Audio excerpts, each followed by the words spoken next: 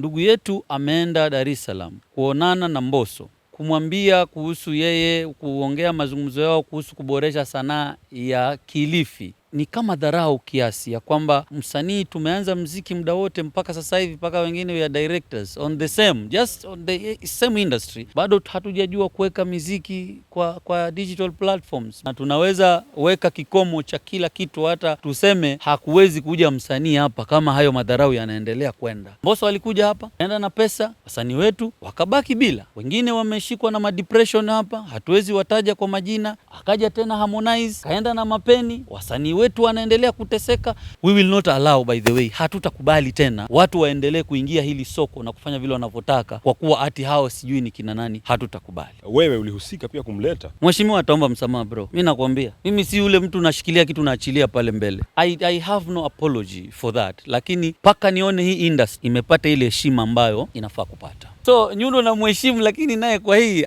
amejishusha chini. Hata kwaje hapo kwa safi kabisa. Of course hii ni Shampuzi Media, kama kawaida kila siku tupo street kuhakikisha kwamba tunakuletea story ambazo of course inakuinspire, story ambazo lazima lazima uzifuatilie, lazima uzisikie, lazima zikufikie. Na leo hii tuko county 003, yani tuko county ya Kilifi by the way, na tumekuja nafasi nyingine, place nyingine of course amazing sana. Tupo location, ukiona ni upepo kidogo, tunapiga upepo, lakini of course tupo hapa kuhakikisha kwamba tunapiga story 2 3 na one of an amazing brother. Nimepata nafasi ya adimu kupiga story na director wa MCSK by the hapa coast, yani pwani nzima, anajiita P-Day Hurricane. Inakuaje bro? Mimi niko fit sana bro. Mwanzo unapenda nikutambulishe, unajua kuna baadhi ya watu ambao hawapendi kuambiwa inakuaje, ni aje, vipi, wanataka wasalimiwe na salamu za heshima. Wewe unataka utambulishwe vipi? Mimi ni msanii bro. So nataka salamu za kisanii. Ni aje, uko vipi, uko aje, uko fiti. Chewe haija kubadilisha?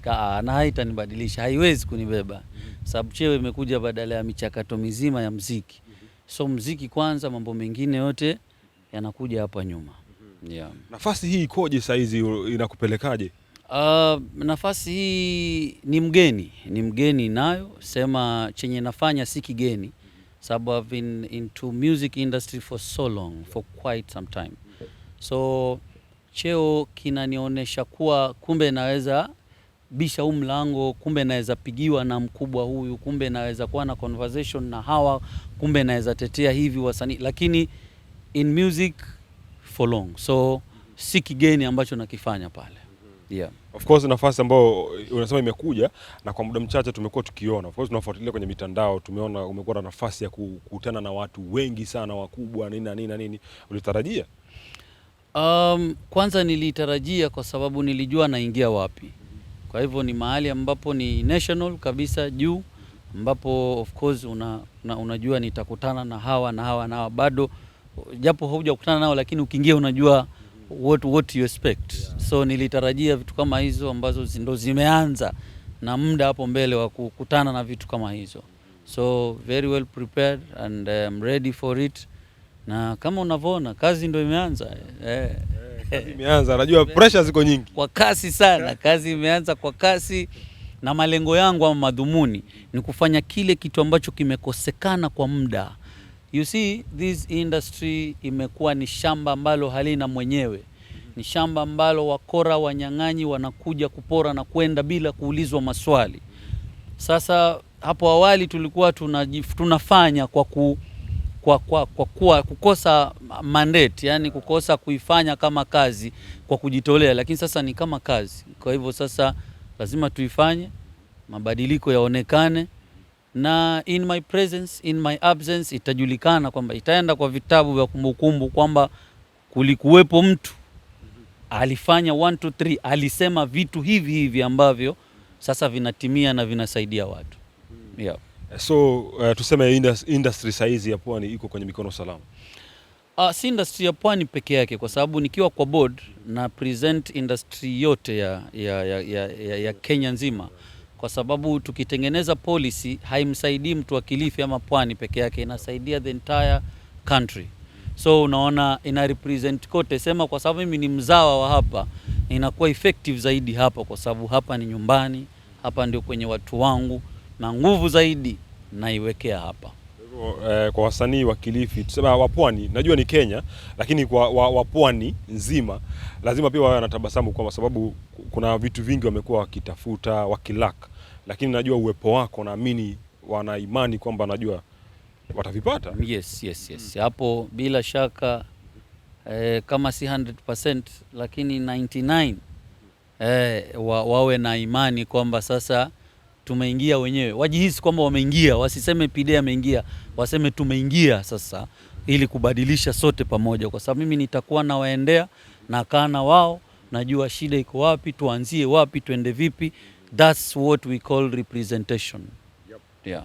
Napenda sana of late, kama wiki mbili moja hivi, wiki mbili, kumekuwa na mambo mengi sana ambayo yamekuwa kitrend sana kwenye mitandao ya kijamii, na hii ni issue ambayo nimeona imetrendi sana kwa wasanii, wadau wote wa sanaa ambao wako hapa Kilifi. Juzi tumemwona mfanyabiashara na aliyekuwa mgombea wa ugavana uchaguzi ambao umepita, George Kidhi, alisafiri kule Dar es Salaam. Baada mimi nilikuwa huko, nilikuwa nimetembea huko, lakini si kwa nimeenda kwa huo msanii ambaye alikuwa ametaka kumtembelea. Alikuwa ameenda akaonana na msanii Mbosso, na kukawa kuna issue eti kwamba yeye ameenda kule ili kusaidia ama kuweza kufanya biashara mipango, ili wasanii wa Kilifi pia waweze kuinuka kupitia labda ule mradi. Wewe mwanzo umeuona na hizo kauli umeziona, umeona comment nyingi sana, tumeona pia comment yako, unaichukuliaje ile?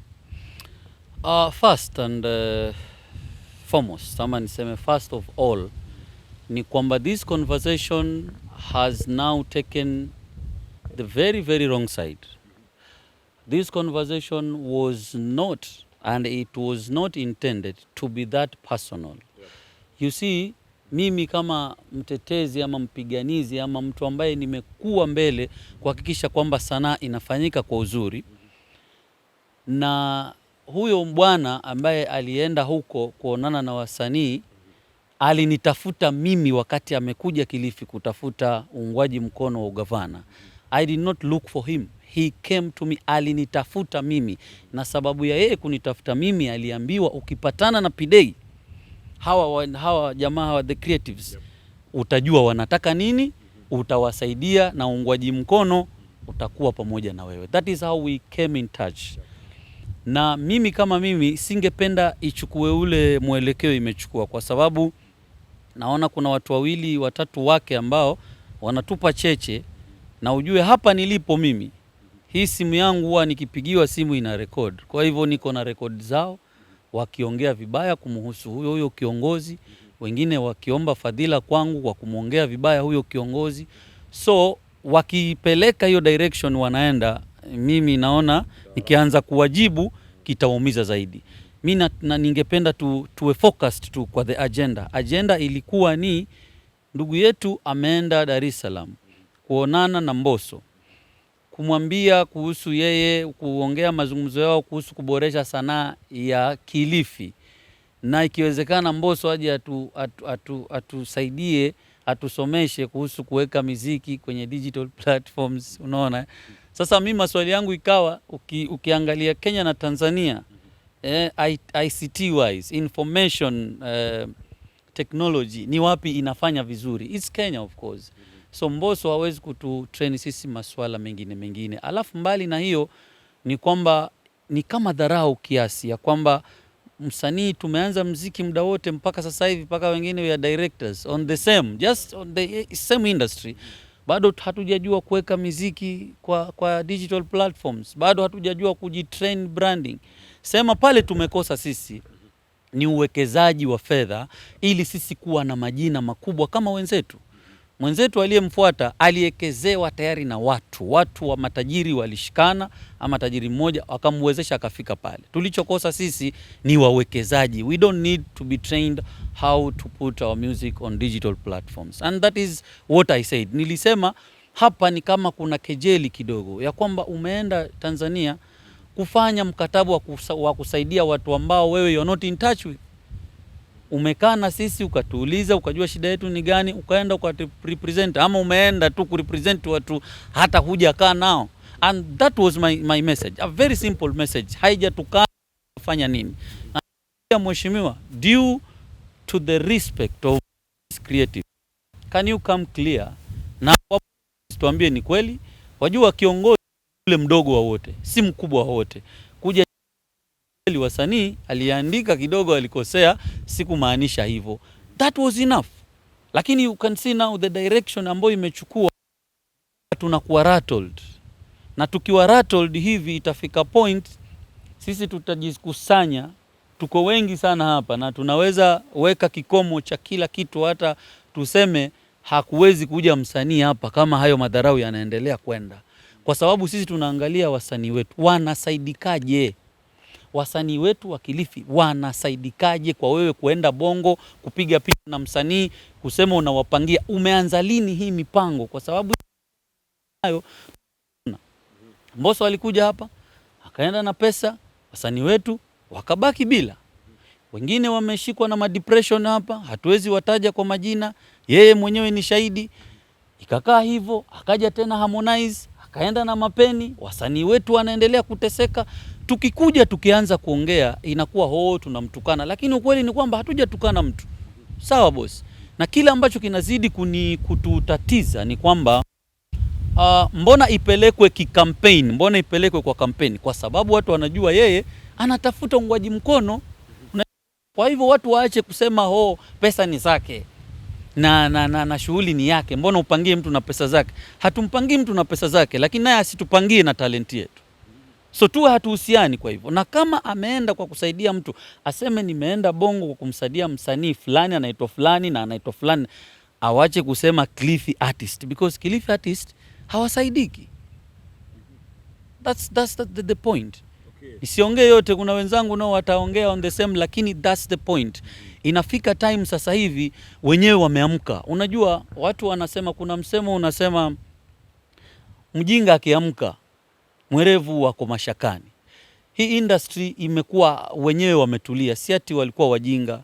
Lakini heshima imebebwa imefika mahali sasa haitufaidi, lakini inakuza majina ya watu fulani kwa kutumia jina letu. Sasa sisi tunasema let them just stop that. Si ati wasiendelee kufanya wanachokiendelea kwa pesa zao, lakini wawachane na hiyo tabia. Afadhali kama umeenda kumsaidia mtu fulani, sema nimekuja Bongo kwa kumsaidia msanii fulani. We will not have a problem with it. Lakini pale imefika, we will not allow, by the way, hatutakubali tena watu waendelee kuingia hili soko na kufanya vile wanavyotaka kwa kuwa ati hao sijui ni kina nani. Hatutakubali. Na hii mbinu ama hii aina inayoendelea saa hizi, you will see, itabadilisha the whole narrative. Kwanza imeanza kubadilisha tayari, because it's now trending.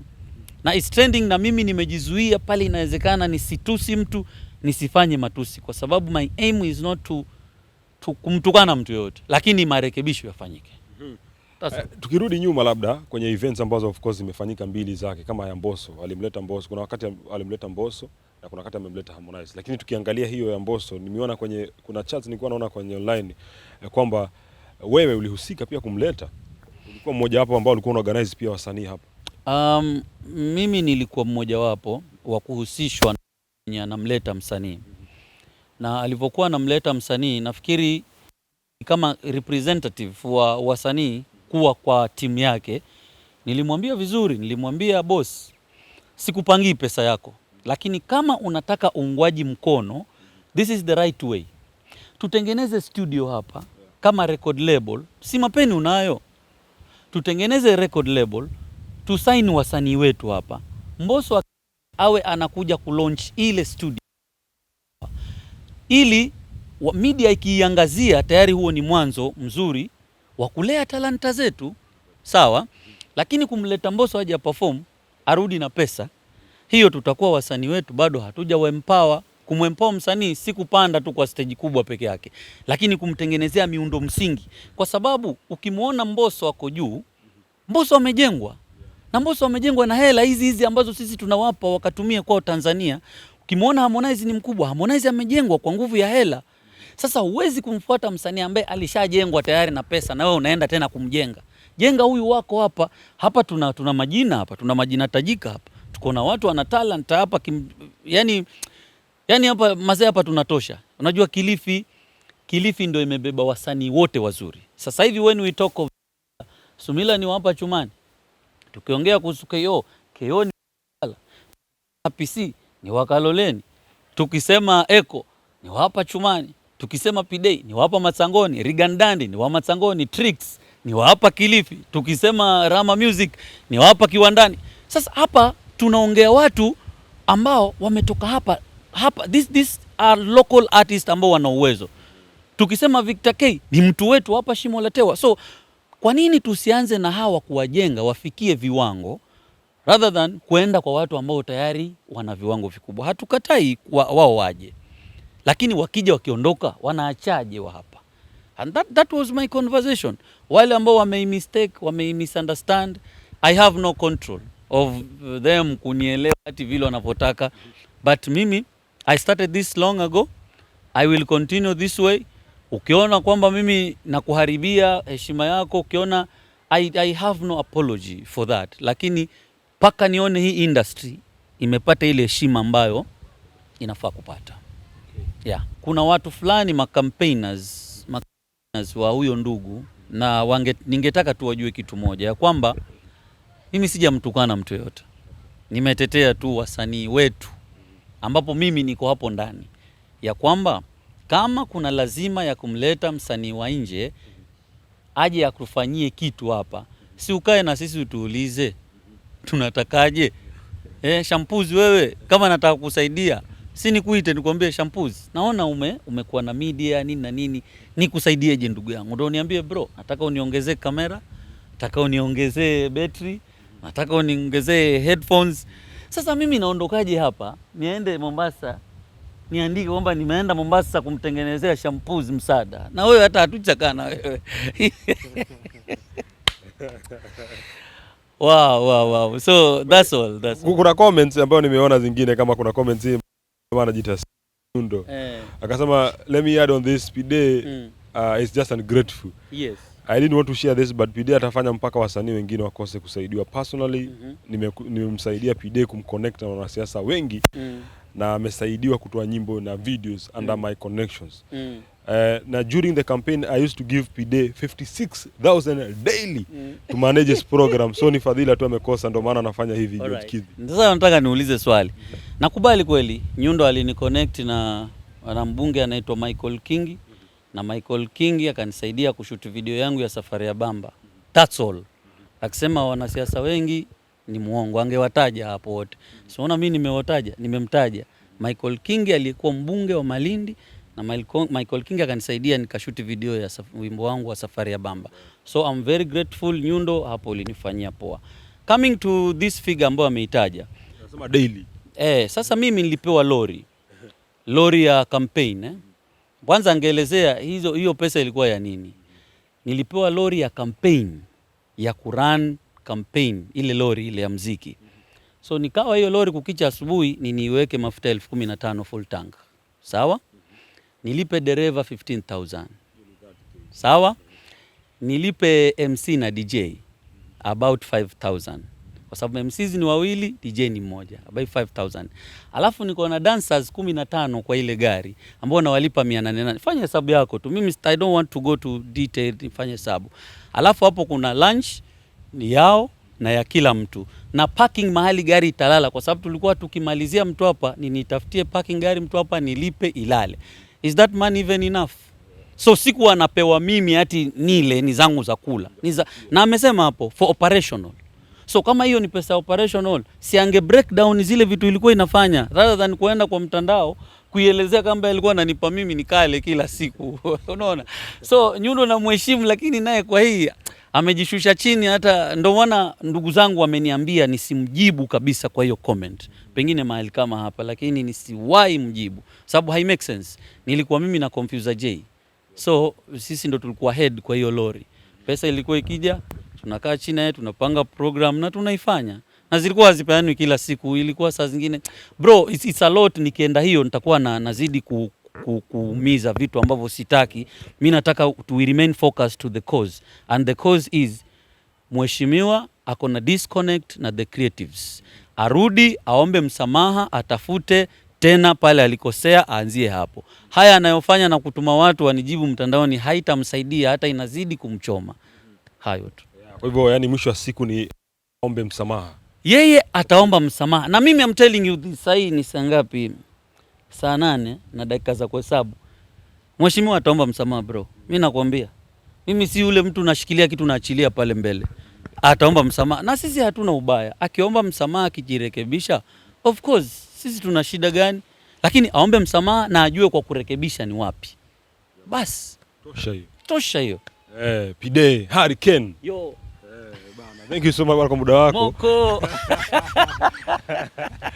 Ni baadhi tu ya mastori tutakuwa tunapiga story pia na baadhi ya watu wengine pia tupate maoni yao, tuone inakuaje. Pia tukimpata yeye akitupatia pia maoni yake itakuwa pia inapendeza sana. Hii ni Shampuzi Media na asante sana Esther Nyambo kuhakikisha kwamba picha na sauti unaipata vizuri. Kama kawaida mimi naitwa Shaban Francis.